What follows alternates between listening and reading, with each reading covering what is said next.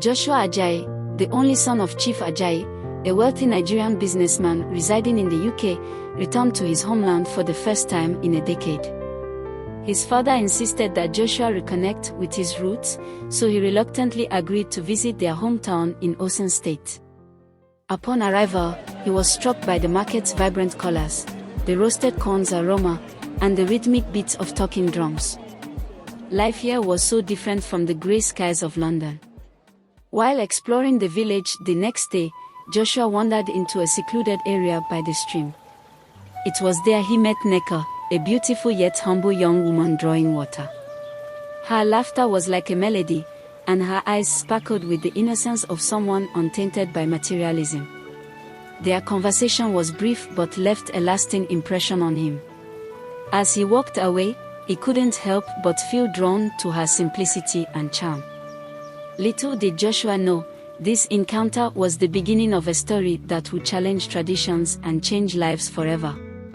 Nneka was the eldest daughter of a widow, Mama Ebi, who sold akara by the roadside to support her family.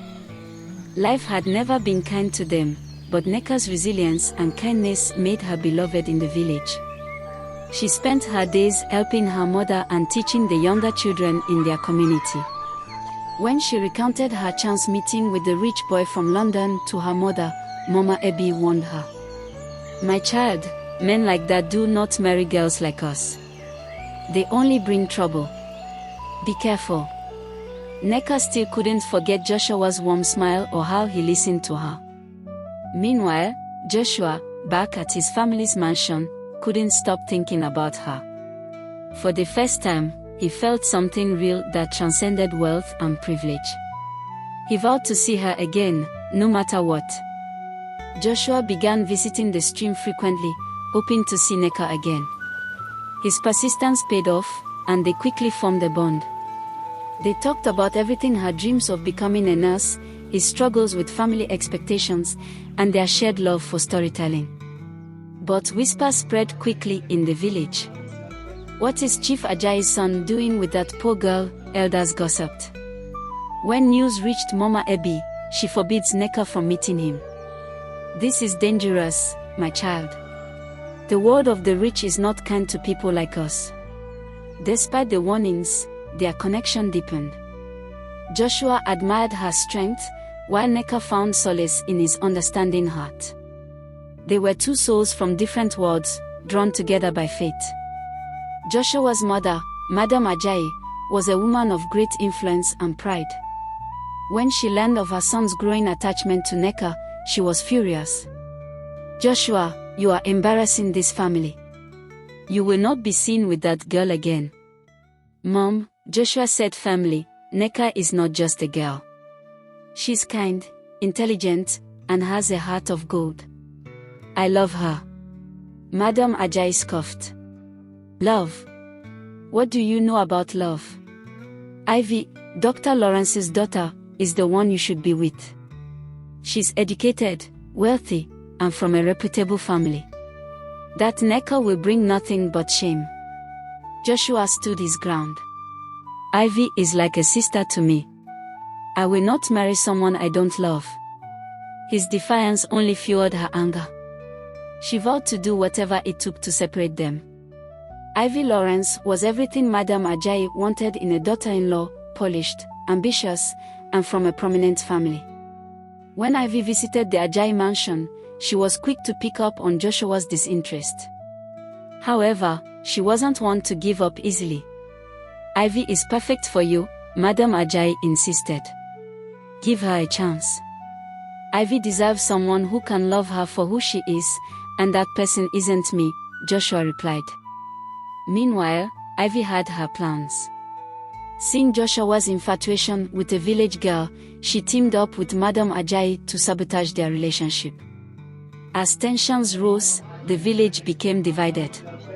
Some elders supported the union, claiming love knew no boundaries, while others sided with Madam Ajayi, fearing her wrath. Mama Ebi grew increasingly worried for her daughter's safety. Joshua and Nneka's meetings became secretive. They met under the moonlight, where they shared stories and dreams. Each moment spent together strengthened their resolve to fight for their love. Madam Ajayi confronted Joshua with an ultimatum.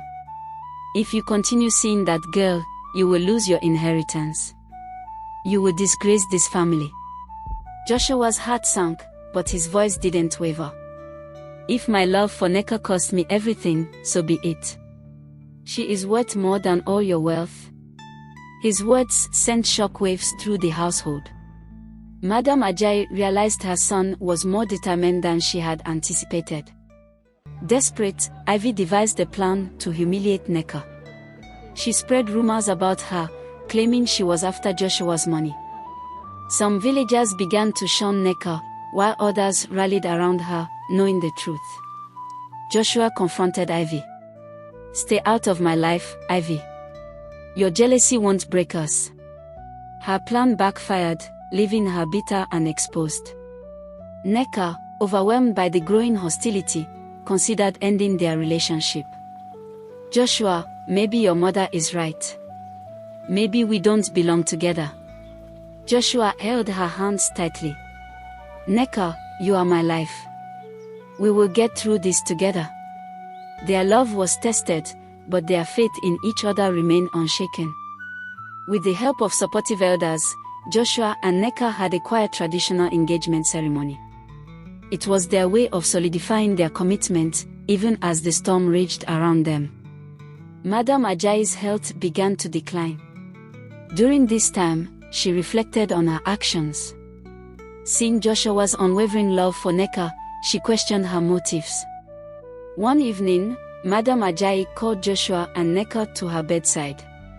"I see now that love cannot be forced. If Nneka makes you happy, who am I to stand in your way?" She gave them her blessings. The village celebrated as Joshua and Nneka had a grand wedding, blending Yoruba and Igbo traditions. It was a union of love, resilience, and acceptance. Joshua and Nneka moved back to the UK, where she pursued her dream of becoming a nurse. They built a life rooted in love and mutual respect. Years later, they returned to the village, where their story had become a legend. Their love had bridged gaps and inspired many.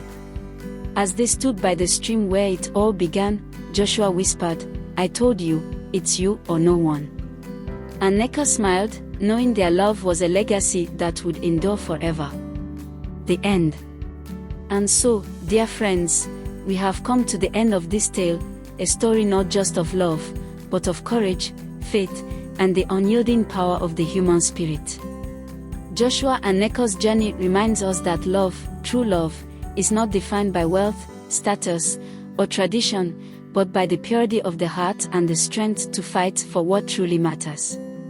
In life, we may face storms of doubt and rejection, but like Joshua and Nneka, we must anchor ourselves in the belief that love and goodness will always triumph. Let this story inspire you to embrace your journey with resilience, challenge the barriers that seek to divide, and honor the connections that bring us together. When we choose love over fear, compassion over judgment, and understanding over prejudice, we create a legacy that transcends time, just as Joshua and Nneka did. Thank you for watching, and may this story light your path as you pursue your dreams and desires. Let your heart be strong, your spirit unshaken, and your love unwavering. After all, it's love that makes life worth living. Go well, my friends, and let your story be as beautiful as this one. Keep watching African Tales told by Rose for more tales of courage, healing, and African wisdom.